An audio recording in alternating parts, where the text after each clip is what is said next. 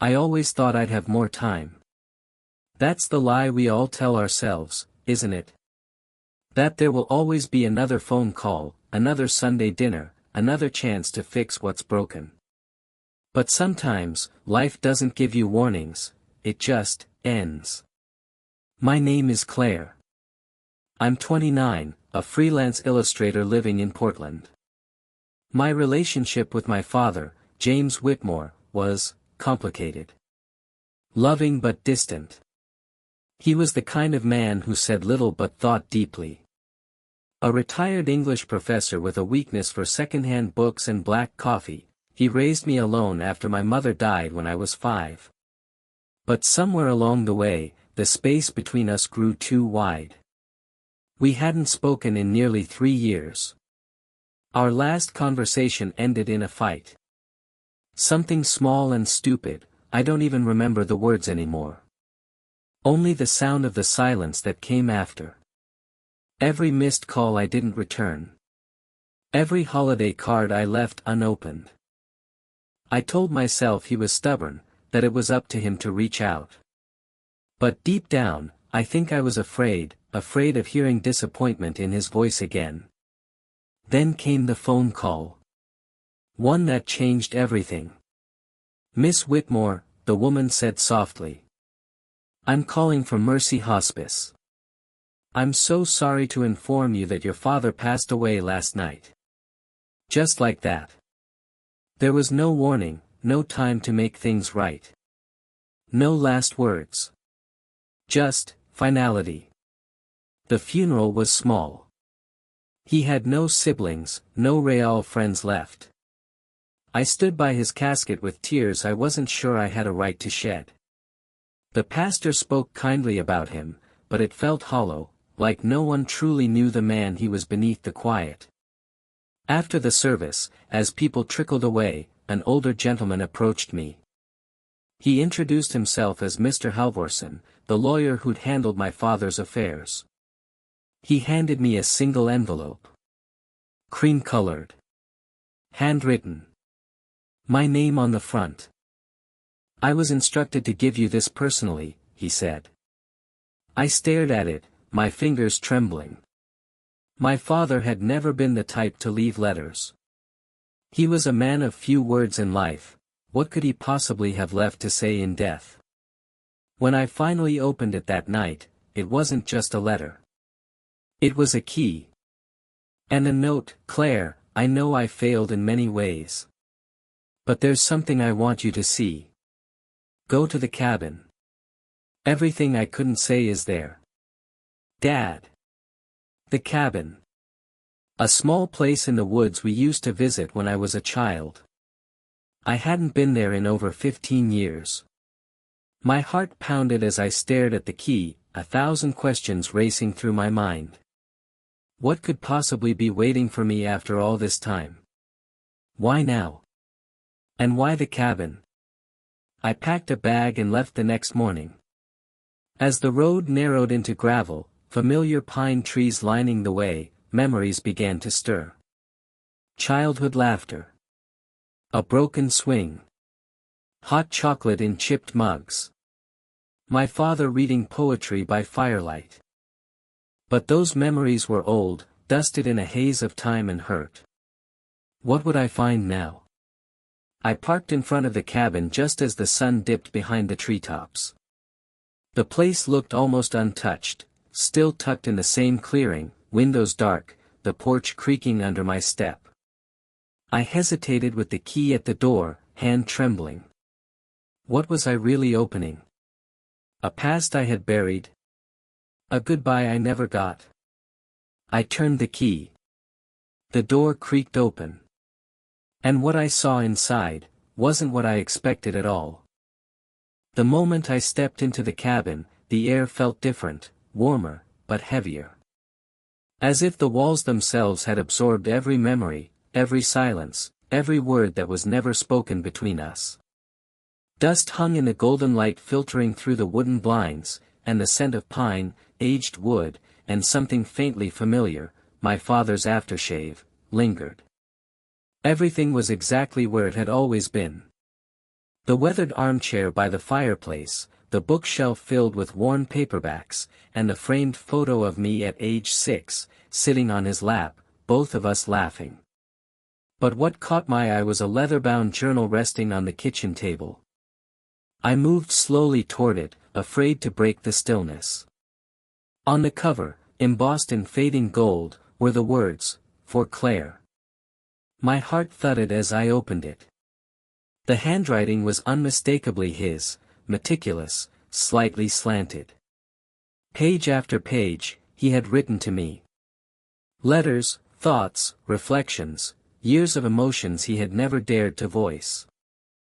"I didn't know how to be both your father and your mother," he'd written in the first entry, dated 2 years after my mom died.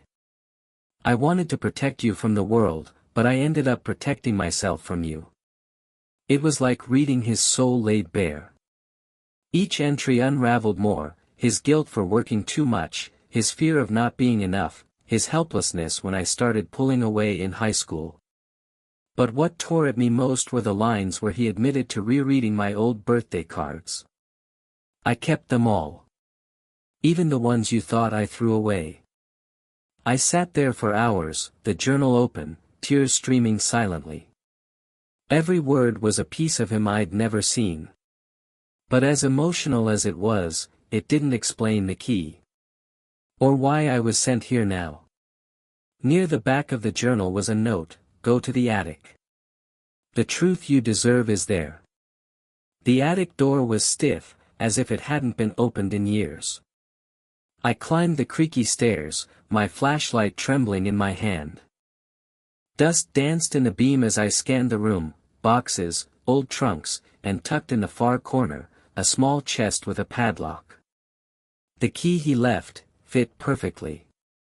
Inside the chest were 2 things, a stack of letters and a photograph I had never seen before. The photo was of a young woman, probably in her late 20s, holding a baby. She was smiling at the camera, her eyes tender and tired.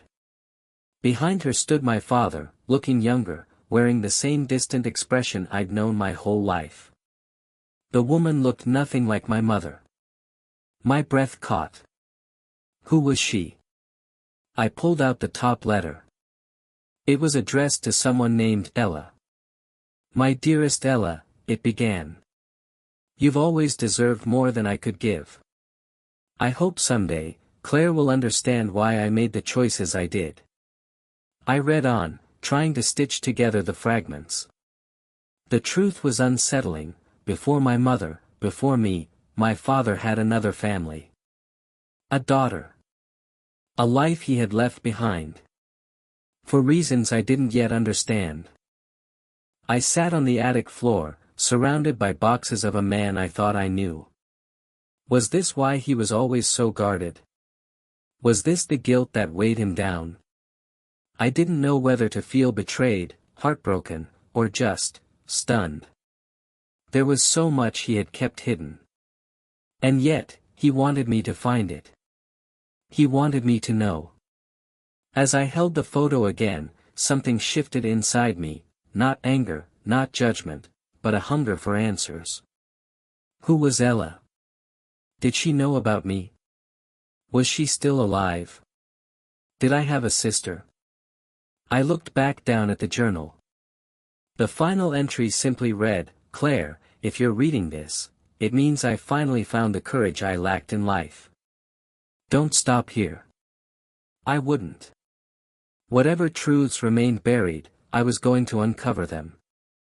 The days that followed my discovery in the attic passed in a blur.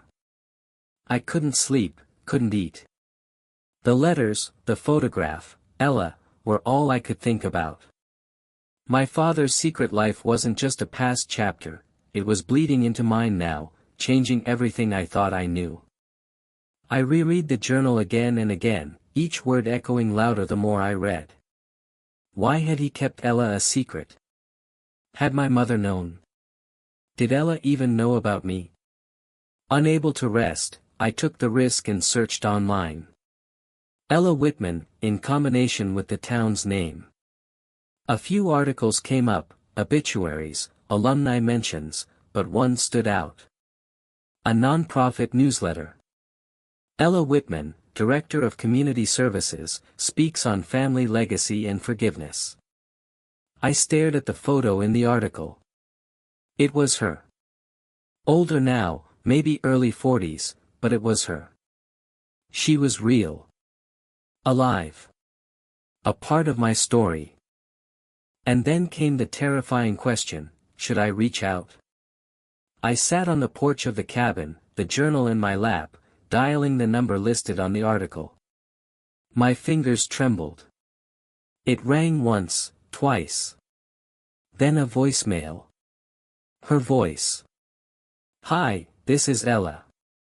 I can't take your call right now, but leave a message and I'll get back to you." I hesitated. "Hi, my name is Claire Bennett. I think we might be related. I found letters written to you by my father, our father.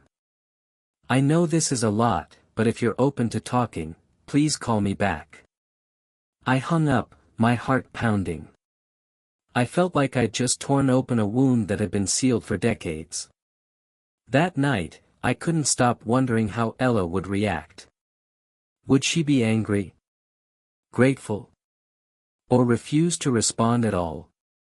Meanwhile, another weight began pressing on me, the unanswered questions about my mother. I had always believed she and my father shared everything, especially after her cancer diagnosis. But now, what if she had known about Ella? What if that was the secret they kept from me all along? I called Aunt Linda, my mom's younger sister, hoping she might have some answers. She answered after a few rings. "Claire. Is everything okay?" I took a breath. "Aunt Linda, did my mom ever mention someone named Ella?" There was a pause. And that pause was louder than any answer. "Claire," she said softly, "I think it's time you knew the truth." My chest tightened. "Your mom found out about Ella before she married your dad. He had told her everything. It nearly broke them, but she forgave him, on one condition. That they'd build a life together without secrets. But, your dad never contacted Ella again. Not even to say goodbye." The revelation hit harder than I expected. My mother, gentle, forgiving, strong, had carried that pain too. "They were both trying to protect you," Linda continued. "But they also didn't know how to face the damage that had already been done. So many layers. So much silence wrapped in love and guilt." The next morning, I woke up to a voicemail. "Claire, this is Ella." My hands froze. "I got your message. I've waited my whole life for something like this. I always wondered if he had another family. I have so many questions. If you're willing, I'd like to meet." Tears welled up. For a sister I never knew.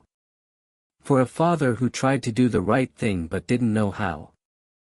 For the family I thought was simple, but had always been so much more. I knew this wasn't the end of the story. Not yet. But for the first time, the silence had cracked, and something beautiful might come through it. The moment Ella and I agreed to meet, the gravity of it hit me like a wave. We decided on a quiet cafe near the edge of town, neutral ground. My hands trembled as I parked my car outside. What if she didn't like me? What if this shattered her memories of the father she never truly knew? When I walked in, she was already seated near the window. Mid-40s, elegant but reserved, with eyes that mirrored mine. We looked at each other for a moment that stretched far too long, then a tentative smile broke across her face. I returned it, walking slowly toward her. "Claire?" she asked softly. "Yes," I breathed, sliding into the seat across from her. "You must be Ella." "I guess, we're sisters," she said with a half laugh, half tear in her voice. Neither of us said anything for a moment. We just looked at each other, the weight of decades pressing on our shoulders. "I didn't know he had another daughter," she finally said. "Not really.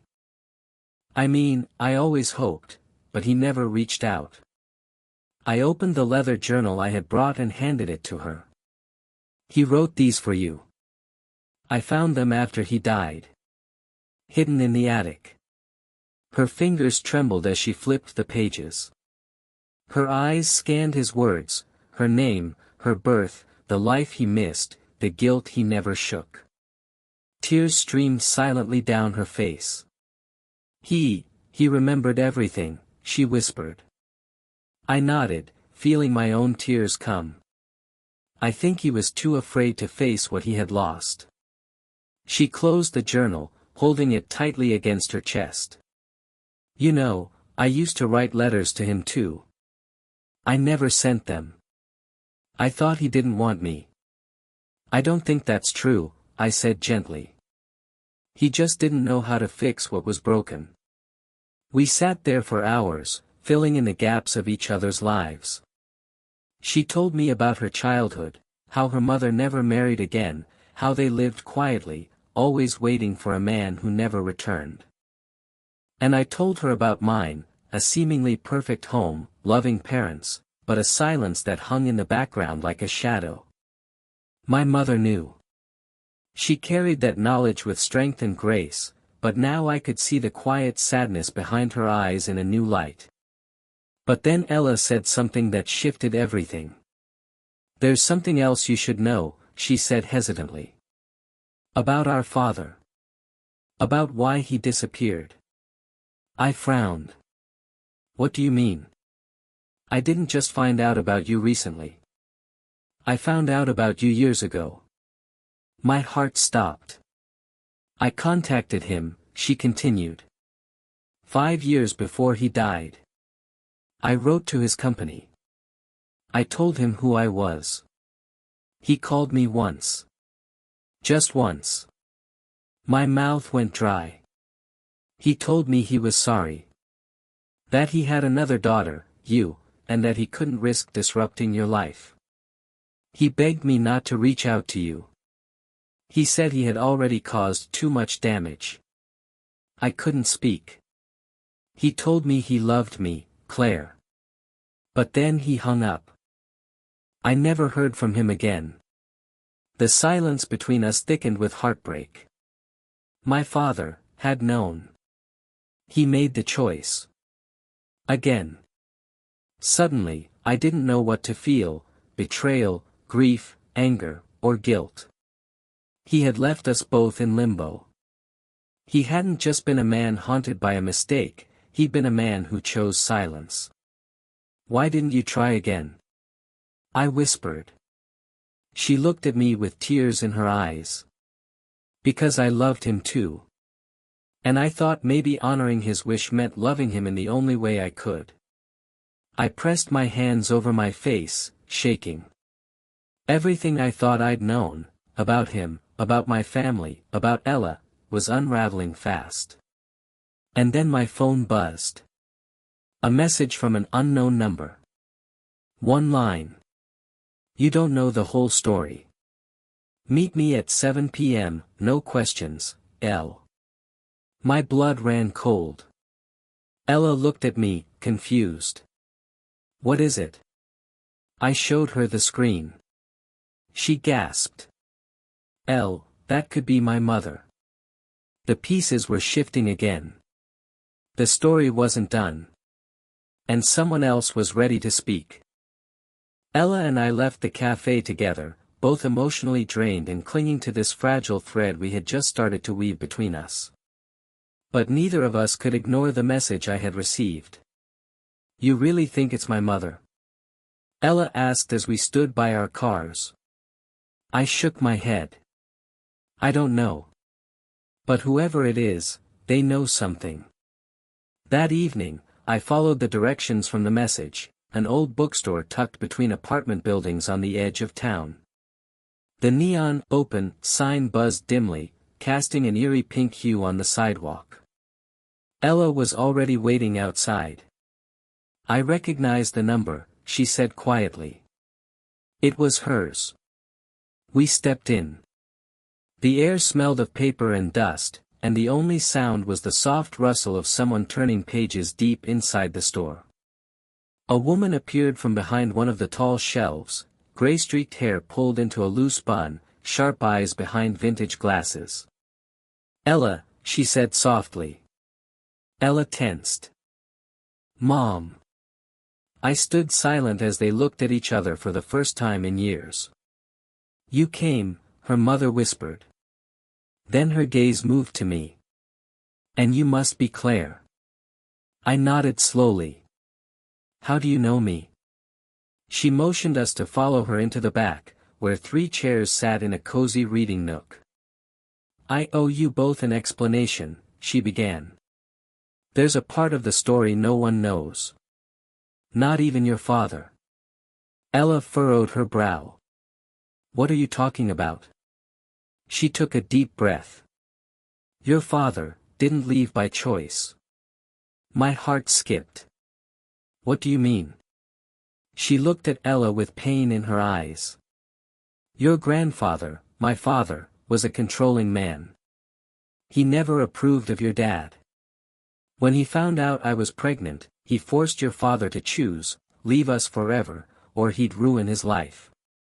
He had power, money, influence.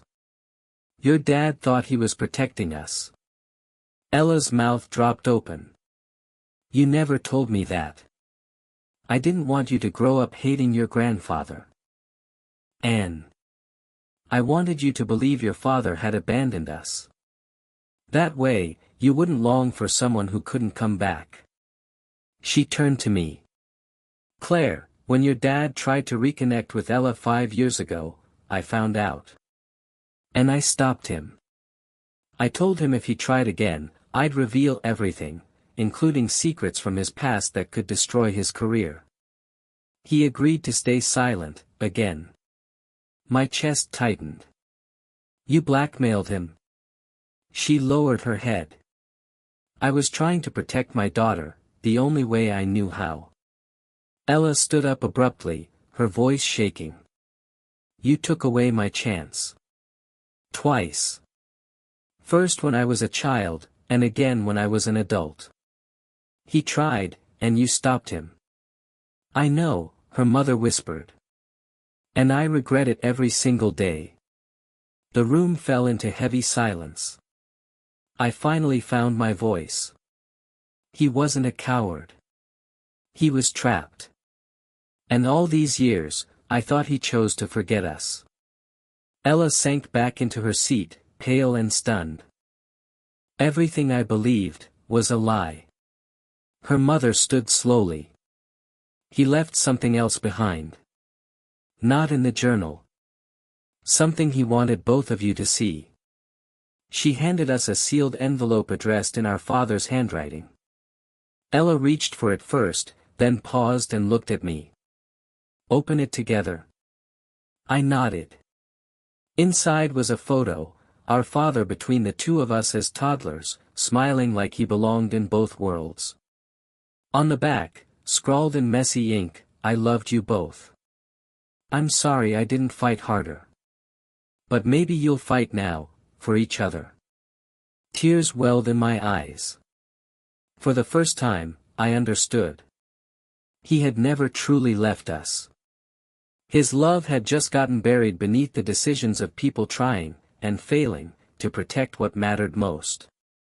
And now, the choice was ours, what kind of legacy we would build from the pieces he left behind.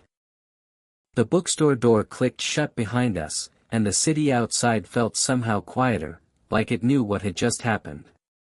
I looked at Ella, her hands still trembling from holding the photo. Her whole world had shifted in a matter of minutes. Neither of us said much on the drive back.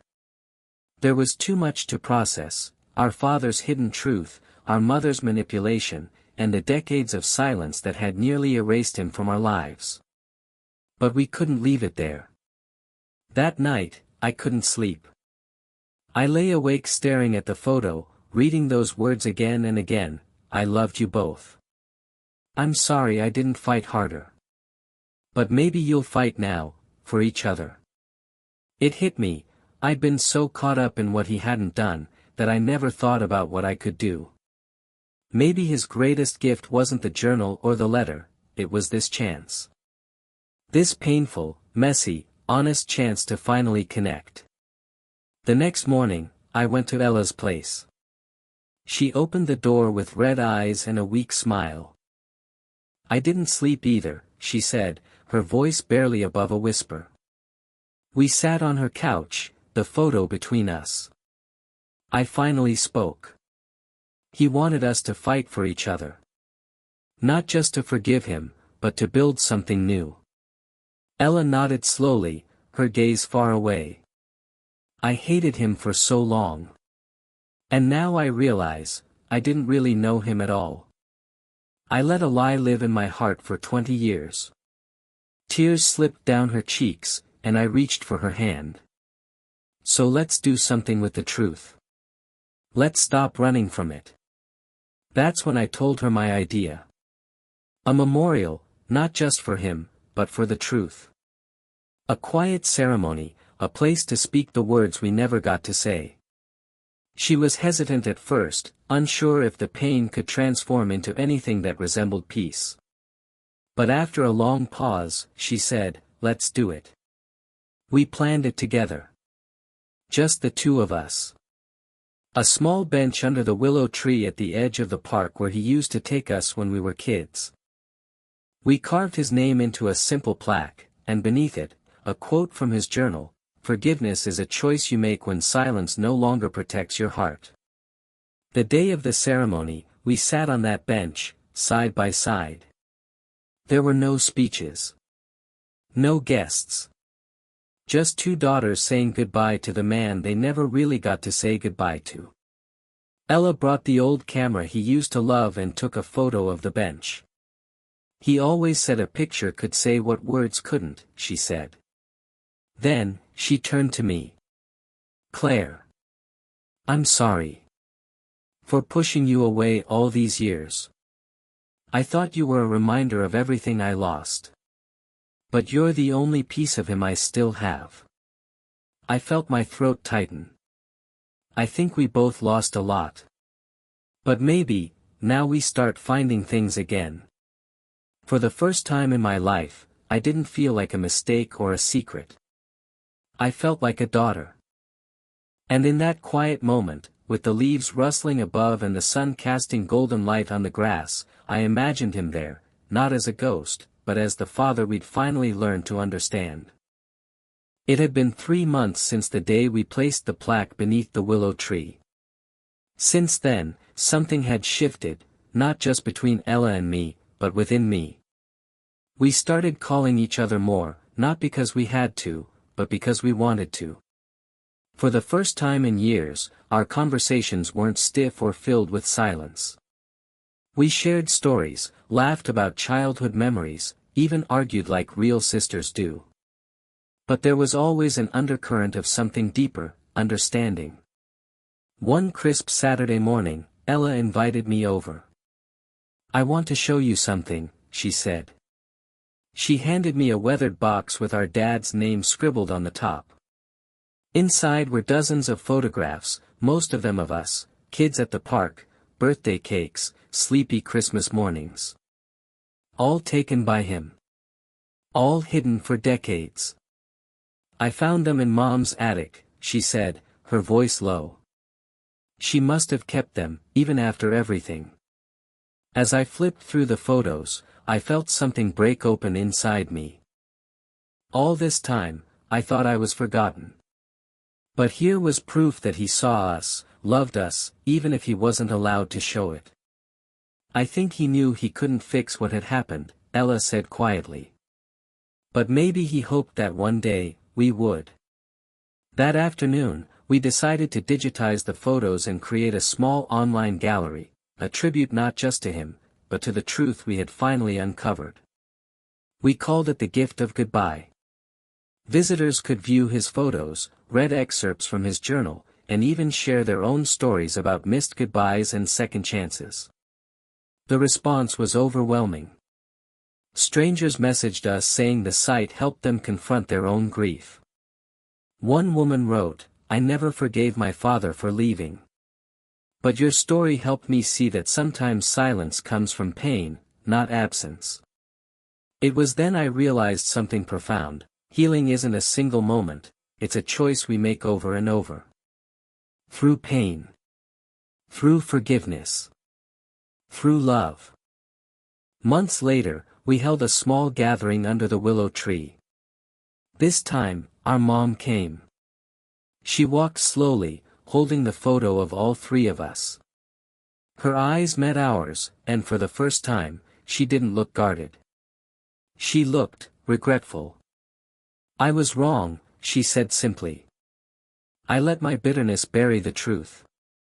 And I hurt you both because of it." There were no dramatic apologies. No perfect words. Just the raw, quiet honesty of a mother who had carried her own wounds too long. Ella stepped forward, wrapping her arms around her. I followed. The three of us stood there, no longer a broken family, just a complicated one, trying to move forward. In the months that followed, life didn't become perfect. There were still hard days, old wounds that would sometimes ache. But something was different. We had chosen not to be defined by what was lost, but by what we still had. Now, every year on the same date, Ella and I meet at the park.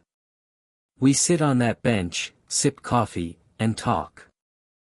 Not just about him, but about life, love, and everything we almost missed because we were too afraid to face the pain. His final gift wasn't in the photos, the letter, or the journal. It was in showing us that love doesn't disappear when someone leaves, it lingers, quietly waiting to be rediscovered.